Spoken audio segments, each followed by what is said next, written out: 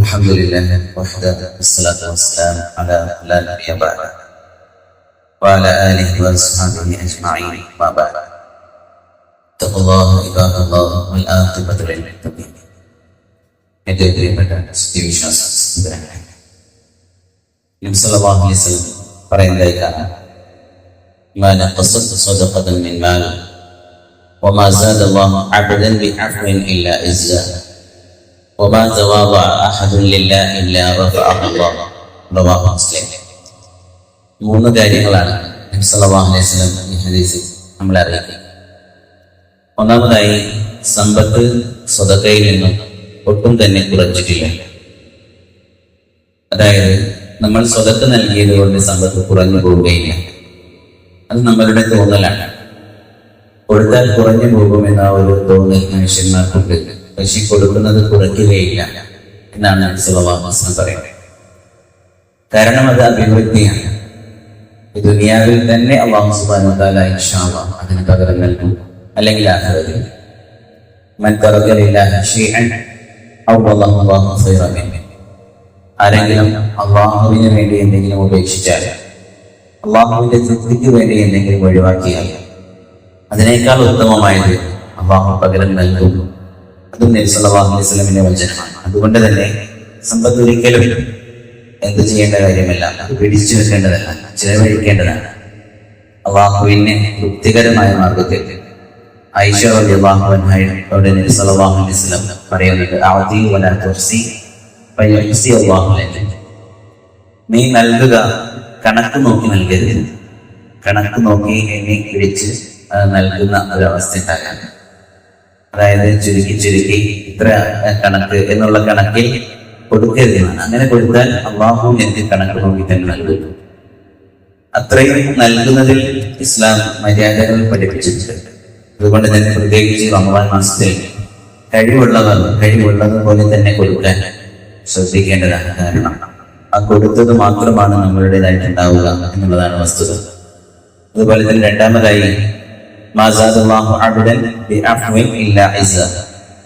ഒരു അടിമക്കും അല്ലാഹു സുബ്ഹാനഹു വ തആല അഫ്വ് കൊണ്ട് ഇസ്സത്ത് അല്ലാതെ വർദ്ധിപ്പിച്ചിട്ടില്ല.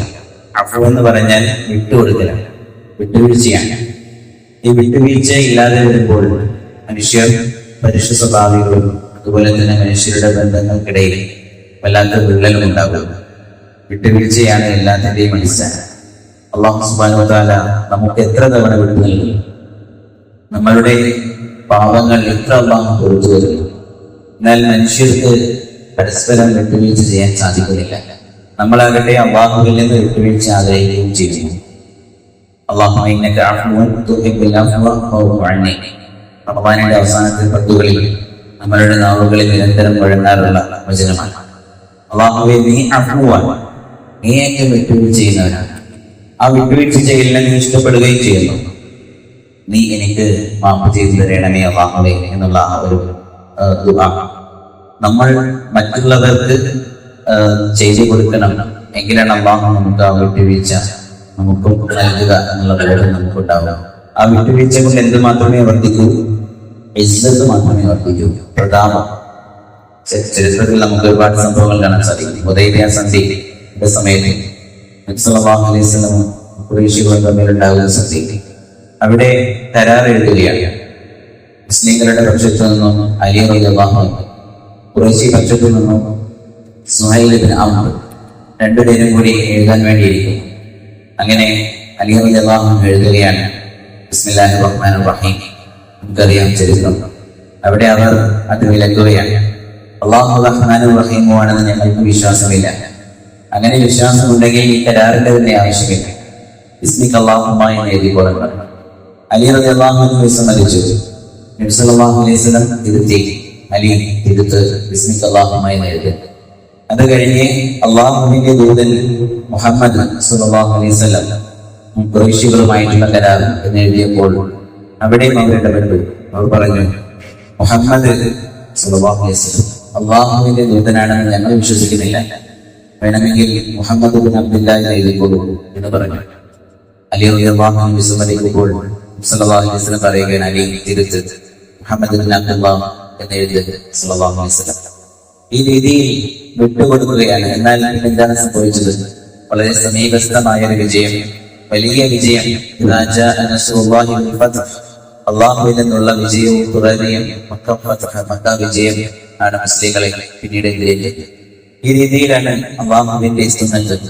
അള്ളാഹുവിന് വേണ്ടി ആരെങ്കിലും വിട്ടുവീഴ്ച നൽകിയാൽ ചെയ്താൽ അള്ളാഹു അവർക്ക് പ്രതാപവും വളർച്ചയും മാത്രമേ നൽകൂ.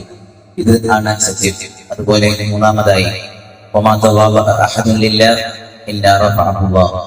അള്ളാഹുവിന് വേണ്ടി ആരെങ്കിലും വിനയം കാണിച്ചാൽ അള്ളാഹു അയാളെ ഉയർത്തും. അള്ളാഹുവിന്റെ തൃപ്തി ആഗ്രഹിച്ചുകൊണ്ട് മാത്രമാകണം. വിനയം കാണിക്കുന്നത് ആളുകളെ തൃപ്തിപ്പെടുത്താനല്ല. വിനയം ഒരു വിശ്വാസിയുടെ മുഖമുദ്രയാണ്. അതെന്തുകൊണ്ടാണ്? അള്ളാഹിന്റെ തൃപ്തി ഉദ്ദേശിച്ചുകൊണ്ടാണ്. അള്ളാഹുവിന്റെ മുമ്പിൽ ഞാൻ എത്ര നിസ്സാരനാണ്, അള്ളാഹുവിന്റെ എത്രയോ ചെറിയൊരു അടിമയാണ്. ഈ ഭൂമിയിൽ, ഈ പ്രപഞ്ചത്തിൽ വെച്ച് നോക്കുമ്പോൾ ഞാൻ ഒന്നുമല്ല. എനിക്ക് അഹങ്കരിക്കാൻ ഒരു അർഹതയുമില്ല.